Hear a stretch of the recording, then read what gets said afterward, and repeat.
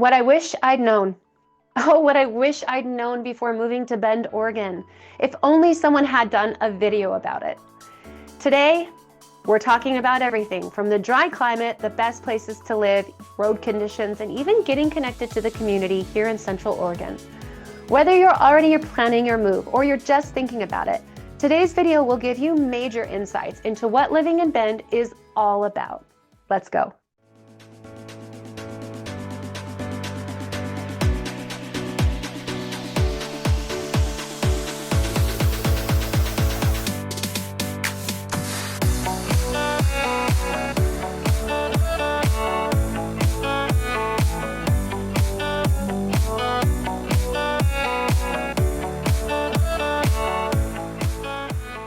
Hey everyone, welcome back to Vibrant Living in Oregon. I'm Melissa, and on this channel we explore what it's really like living, working, playing, eating, and yes, buying real estate here in beautiful Oregon.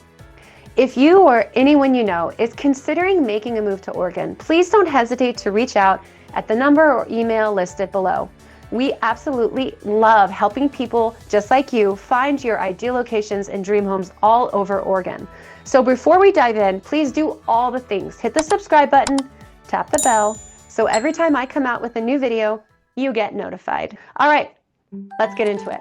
The dry air, effects on your skin. Bend has a very dry, desert-like climate, especially in the winter, when you might blast the heat to stay warm like I do. If you're used to a more humid environment, be ready for some major changes, particularly to your skin. Personally, I've noticed my skin getting drier than ever since moving here.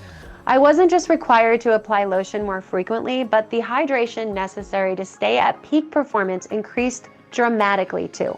If you have eczema or other skin conditions, the dryness here can make it worse and oftentimes create issues like an increase in acne.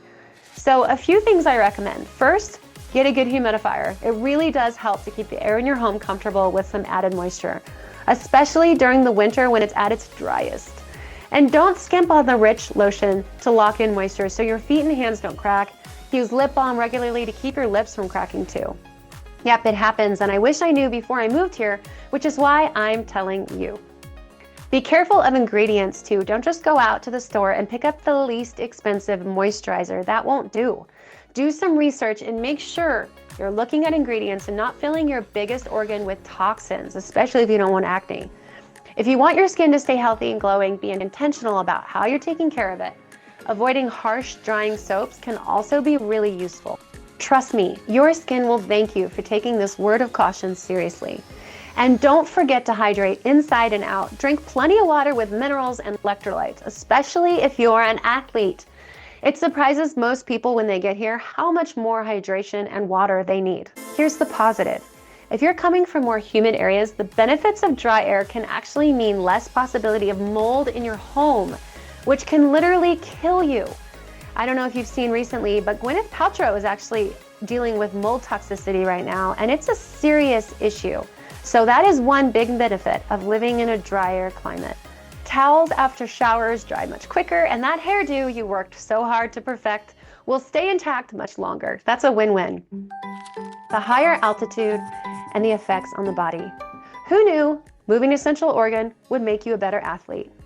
Bend sits at an elevation of around 3,600 feet above sea level, which is something I wasn't fully prepared for when I first moved here. If you're coming here from lower elevations like sea level or somewhere flat, this can affect you in ways you might not expect. If this isn't your first time with me, you already know that I moved here from Southern California, and boy was I not prepared for the change in elevation. The most obvious thing is the oxygen level. At this altitude, there's less oxygen in the air, which can leave you feeling out of breath a bit faster when you're exerting yourself. Even a simple walk uphill or doing stairs can leave you feeling like you've got a workout that you're not used to. Your body will adapt over time, but if you're not acclimated, take it slow at first. The benefits of the higher elevation are not just that you're closer to heaven and it's easier to get tanned or sunburned, but also high elevation training increases the amount of oxygen your body can convert to work. High elevation training improves your tolerance to lactic acid, which can help you exercise longer. Growth factors produced during high elevation training help improve tissue repair, and also remove metabolic waste. People who live at higher elevations may have lower risks of metabolic diseases like diabetes and obesity. So if you can get over the not so fun symptoms of higher elevation, there could be some major health benefits. Don't be alarmed if you're a little winded or you feel like you're adjusting to the air. It's normal and it will actually get much better. Commuting, 2-lane roads everywhere.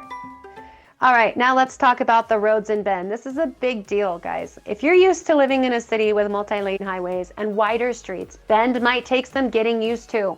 I didn't realize how much anxiety I had about driving until after moving here from California. The pace on these roads is slightly different, I have to warn you.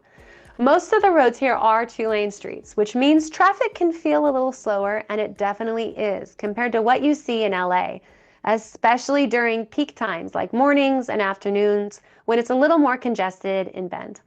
The main roads like 3rd Street, Highway 97, and Highway 20 are the big exceptions, but in general, you'll see more 2-lane roads running through neighborhoods and to different parts of town.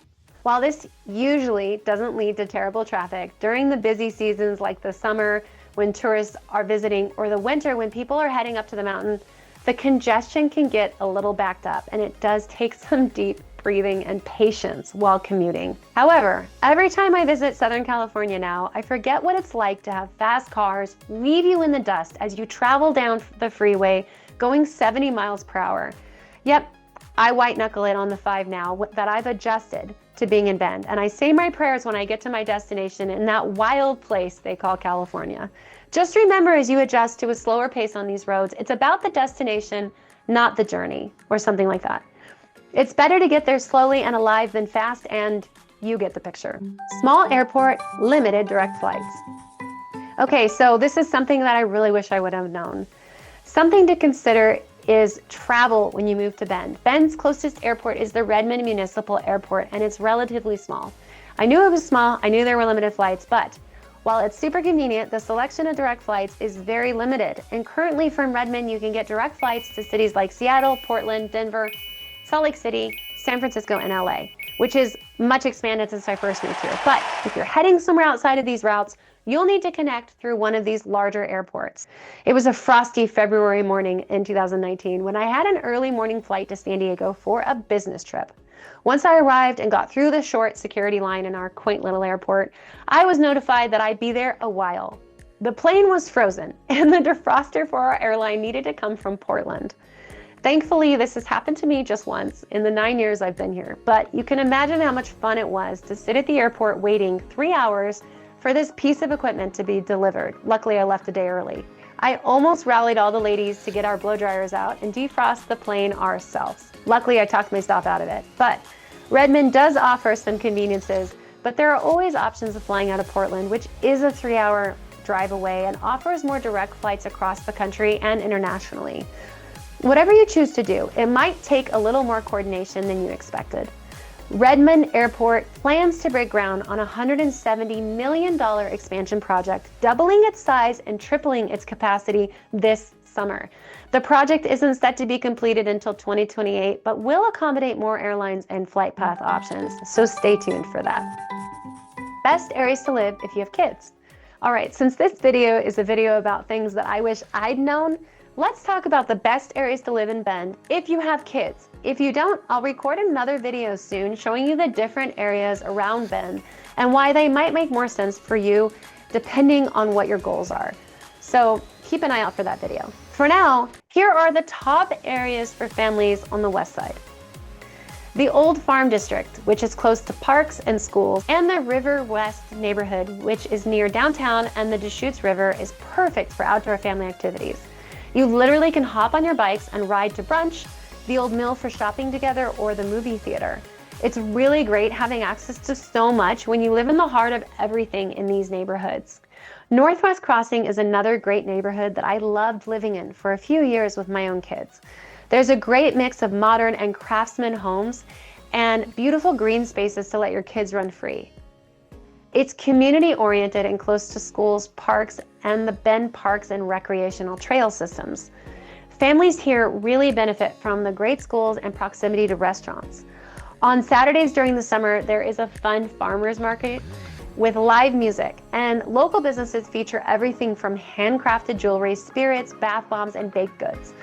My kids love to bike there and get a snow cone or a croissant and enjoy being in the community. I love buying fresh produce from the local farmers and a bouquet of fresh flowers to bring home. Compass Park in the center of Northwest Crossing features live bands and even movies to bring the community together.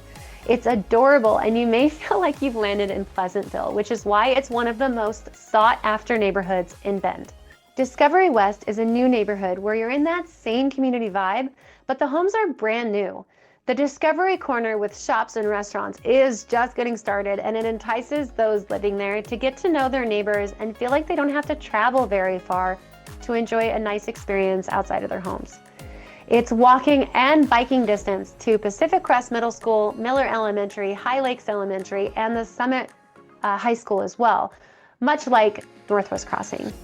There are other wonderful neighborhoods for families to live on the east and south side of town that we'll cover in my upcoming videos. If you can't wait for that video and you're looking to make a move soon, please reach out and I'll fill you in on those areas as well. Learn to get active, outdoor lifestyle.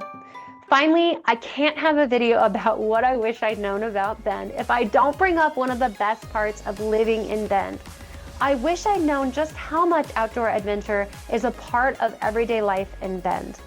Whether it's skiing in the winter, paddleboarding in the summer, or floating the river, there's always something to do outdoors. If you like being active, you're going to love it here.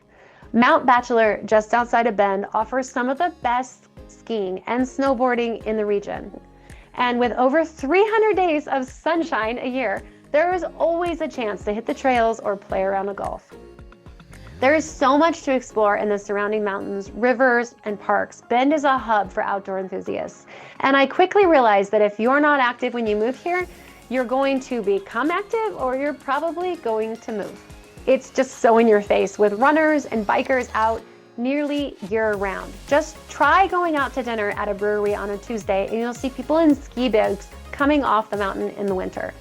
As I record this, we're having such a beautiful January. Last week we had a 60-degree day. Today it's 30, so don't get too excited, but last week it felt like summer in Bend. People were out running in shorts and road bikers were everywhere. It's hard to stay indoors when you see people thriving everywhere and living a vibrant life no matter where you go. If you need some motivation to get moving and try something new, Bend will sure do that for you. I wish I'd known what a life changer moving to Bend would be. I hope you found this video helpful and you feel more prepared than I was when I moved to Bend almost 9 years ago.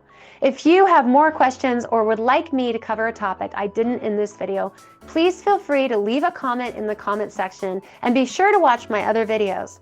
If you're interested in making a move to Bend, please reach out. We're happy to answer all of your questions and get you plugged in to the right area for you. Stay tuned for my next video where I'll tell you everything you need to know about vibrantly living in Oregon. Until next time.